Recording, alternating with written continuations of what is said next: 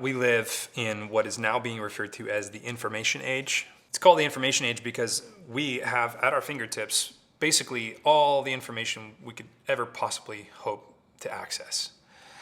That's an overwhelming reality to deal with, especially if you're curious like me. I'm a curious person. I like to learn.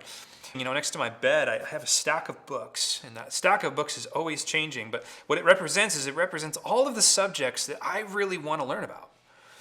I'm curious, like everybody. I want to learn about this. I want to learn about that. And so I get a book and I put it there, and I'll try to get to it. And sometimes I will a little bit, but the stack of knowledge that I want to learn is so much bigger than the amount of time that I actually have to devote to it. I think one of the unintended consequences of living in the information age and having all this information available to us is that sometimes we trick ourselves into thinking that we're omniscient. What I mean by that is that we think, because we have access to all information, that we should be able to process and understand all information. And that somehow by doing so, that we'll be able to have absolute clarity. But here's the problem. Information and reality and truth are very different things. And you could spend your entire life processing information and still be completely in the dark. One of the people that I look up to the most in the New Testament, apart from Christ, obviously, is the Apostle Paul. And one of the things that I love about the Apostle Paul, he was a very intellectual man. He was really an intellectual giant. He probably had the equivalent of what we would call 2 or 3 doctorates. He spoke multiple languages. He had the Old Testament memorized probably in multiple languages, and the commentaries about the Old Testament.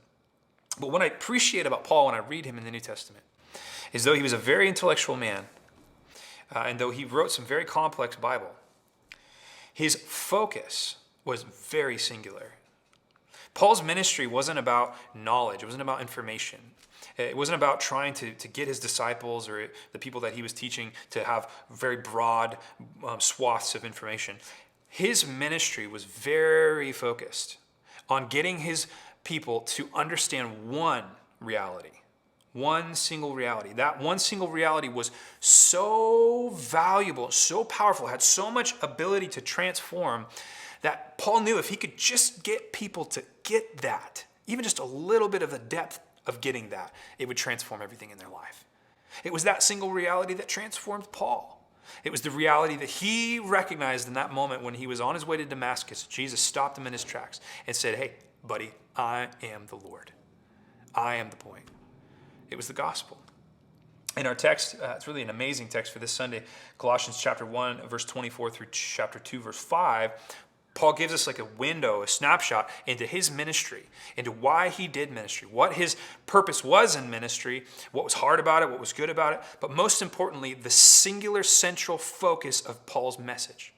And it was simple but profound. He wanted them to get this thing called the mystery, which he defines as Christ in you, the hope of glory. What does that mean? And why would Paul spend his entire life trying to get people to understand it? Well, you got to come this Sunday to figure that out. We're going to look at it together. I'm going to teach through the passage, and then we're going to have time for discussion this Sunday as well. It should be a really great time. My prayer is that we would walk away this Sunday, even though we have access to all this information, remembering the main thing, the most important thing, is Christ in you, the hope of glory. Let's understand that and explore that together this Sunday. I'll see you at 10 a.m.